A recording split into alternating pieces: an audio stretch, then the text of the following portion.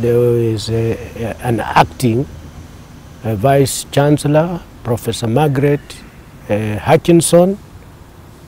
and this is a culmination of a series of events, missteps, and council meetings,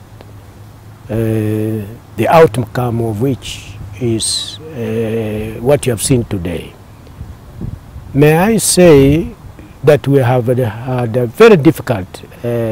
time since this council was gazetted last year, and from the word go, it was like we were never meant to settle down to be able to chart the way forward